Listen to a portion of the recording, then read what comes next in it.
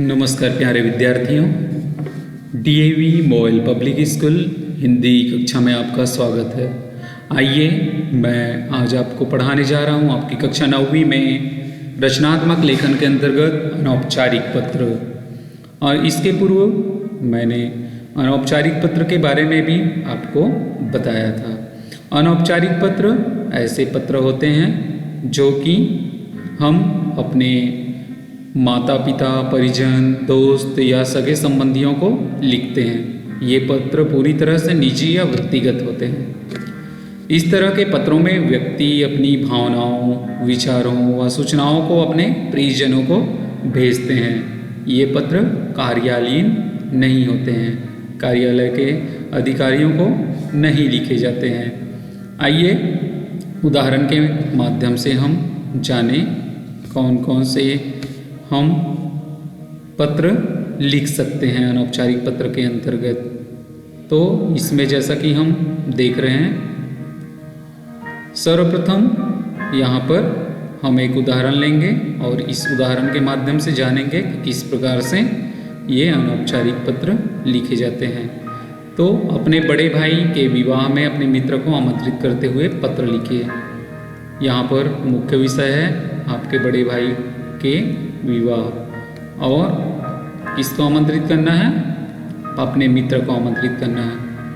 आप परीक्षा भवन से पत्र लिख रहे हैं तो यहाँ पर अपना पता डालेंगे। परीक्षा भवन 623 सुभाष चंद्र बोस मार्ग, नई दिल्ली, दिनांक 28/12/2020। इस प्रकार से यहाँ हमने एक प्रारूप लिया।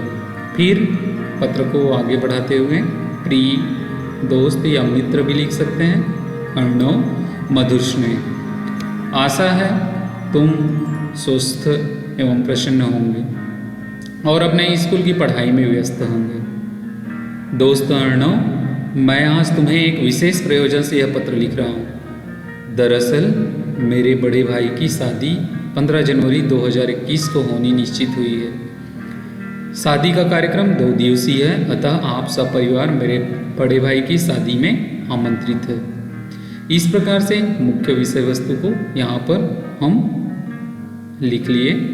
उसके बाद मैं आशा करता हूँ कि तुम अपने परिवार के साथ मेरे बड़े भाई की शादी में सम्मिलित होने अवश्य आओगे। हम अपने अन्य दोस्तों के साथ खूब मिलकर आनंद लेंगे, इसलिए तुम शादी में अवश्य आना। मुझे तुम्हारा इंतजार रहेगा।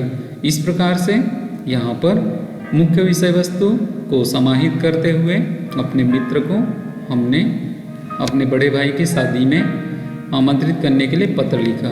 फिर यहाँ पर तुम्हारा दोस्त, तुम्हारा मित्र या सखा भी लिख सकते हैं। यहाँ पर क ख ग इसलिए लिखे हैं ताकि परीक्षा में आप यहाँ पर नाम नहीं दर्शाएंगे। तो ये रहा प्रारूप। दूसरा उदाहरण देखते हैं। दूसरे उदाहरण में आपके चाचा जी ने आपको आपके जन्मदिन पर उपहार भेजा है। उपहार भेजने के लिए धन्यवाद देते हुए उनको पत्र लिखना है। तो परीक्षा भवन, फ्लैट नंबर 76, भगत सिंह मार्ग, बेंगलोर, और पिन नंबर के साथ यहाँ पर पता लिख दिए। इसके बाद आदरणीय चाचा जी, सादर प्रणाम। बड़े हैं तो यहाँ पर प्रणाम, यदि आपके मित्र हैं तो उनको नमस्कार कर सकते हैं। हम सब यहाँ पर कुशल मंगल से हैं। आशा है आप सब लोग कुशल पूर्वक होंगे। चाचा जी, जन्मदिन के दिन ही मुझे आपका भेजा हुआ प्यारा सा उपहार मिला। क्योंकि पत्र भी हम लिख रहे हैं, आपको आपके चाचा ने आपके जन्मदिन पर उपहार भेजा है। तो यहाँ पर आगे बढ़ाते हुए लिखेंगे, उपहार पाकर बड़ी प्रसन्नता हुई। आज मेरे जन्मदिन पर दीदी और जीजा जी भी आए हुए हैं, लेकिन आप नहीं आए, इसलिए मुझे आपकी कमी खल रही है। माँ ने आज मेरी व आपकी पसंद का ढेर सारा खाना बनाया है और साथ में बेसन के लड्डू भी बनाए हैं। अरे हाँ चाचा जी, आपने जन्मदिन के उपहार के रूप में मुझे जो टेबलेट भेजा है ना, वह मुझे बहुत पसंद आया, क्योंकि यह टेबलेट मुझे मेरी ऑनलाइन पढ़ाई में बहुत मदद करेगा। चाचा जी, इस प्यारे से उपहार के लिए आपका बहुत बहुत धन्यवाद। और विषय भी है, आपको जो जन्मदिन पर उपहार भेजे आपके चाचा जी ने, उनका धन्यवाद ज्ञापित करते हुए पत्र लिखना। आपको जैसे ही समय मिले आप घर पर अवश्य आइए, मैं आपकी प्रतीक्षा करूंगा। ऐसा हम वाक्यों का प्रयोग करते हुए अपने पत्र को अंतिम रूप देते हैं। और यहाँ पर आपका प्रिय भतीजा, यहाँ पर नाम, यदि आप सही के पत्र लिख रहे हैं तो आप नाम लिख सकते हैं। परीक्षा भवन में लिख रहे हैं पत्र तो यहाँ पर क ख ग या अ ब स लिख सकते हैं। तो ये रहा दूसरा उदाहरण। एक और उदाहरण के माध्यम से जानते हैं। खेलों के महत्व को समझाते हुए अपने छोटे भाई को प्रेरणादायक पत्र लिखिए। खेल के महत्व के बारे में बताते हुए अपने छोटे भाई को आपको पत्र लिखना है। परीक्षा भवन से लिखे हैं पत्र, यहाँ पर कैलाश कॉलोनी, रामनगर, उत्तर प्रदेश। और यहाँ पर दिनांक, प्रिय दिनेश, सस्नेह आशीर्वाद, क्योंकि आप बड़े हैं और अपने छोटे भाई को पत्र लिख रहे हैं। आशा है तुम बिल्कुल ठीक होंगे और अपनी पढ़ाई मन लगाकर कर रहे होंगे।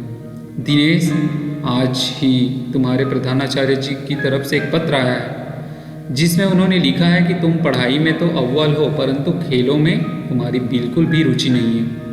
देखो दिनेश, पढ़ाई के साथ साथ खेलों का भी जीवन में बहुत महत्व है। ऐसे मुख्य विषय वस्तु को हम प्रारंभ में हालचाल जानने के बाद लिखेंगे। फिर खेल के महत्व को बताना है तो खेलने से शरीर स्वस्थ रहता है और अप्रत्यक्ष रूप से शरीर का भी व्यायाम होता है। चित्त प्रसन्न और मन प्रफुल्लित रहता है। इसलिए कहा भी गया है कि स्वस्थ शरीर में ही स्वस्थ मस्तिष्क का निवास होता है। इस प्रकार से यहाँ पर उनको प्रेरणादायी जो बातें हैं पत्र में हम समाहित करते हुए लिख सकते हैं। इसलिए तुम स्कूल में नियमित रूप से खेलों में भाग लो। केवल पढ़ने से ही बहुमुखी प्रतिभा का विकास नहीं होता। खेलों के माध्यम से भी तुम बहुत कुछ सीख सकते हो। खेल भावना, प्रतिस्पर्धा, धैर्य और नियंत्रण क्षमता, इन सब चीज़ों का भी जीवन में बहुत महत्वपूर्ण स्थान है। और अंत में मैं यही कहूँगा कि तुम पढ़ाई के साथ साथ खेलों में भी बराबर भाग लो। आशा है कि तुम इस बारे में ज़रूर सोचोगे। पत्र का उत्तर जरूर देना तथा साथ में यह भी बताना कि तुमने कौन से खेल में भाग लिया। ऐसे यहाँ पर हम खेल के महत्व को बताते हुए अपने छोटे भाई को पत्र लिख सकते हैं। फिर यहाँ पर तुम्हारा बड़ा भाई, और यहाँ पर आप यदि सही में बड़े भाई नहीं हैं और यदि आपके परीक्षा में भी ऐसे प्रश्न आते हैं तो भी आप लिख सकते हैं। तो इस प्रकार से 3 उदाहरण के माध्यम से अनौपचारिक पत्र के लेखन प्रारूप को हमने जाना। अब आपको करने हैं अभ्यास कार्य। अभ्यास कार्य में पहला प्रश्न, होली की छुट्टी में अपने घर आने का निमंत्रण देते हुए अपनी मित्र को एक पत्र लिखिए।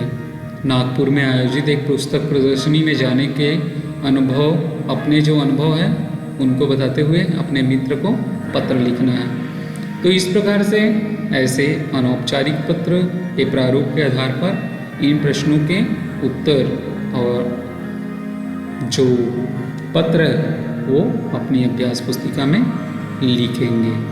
आज के लिए बस इतना ही। बहुत बहुत धन्यवाद। अगले वीडियो में अगले विषय के साथ पुनः मिलते हैं। तब तक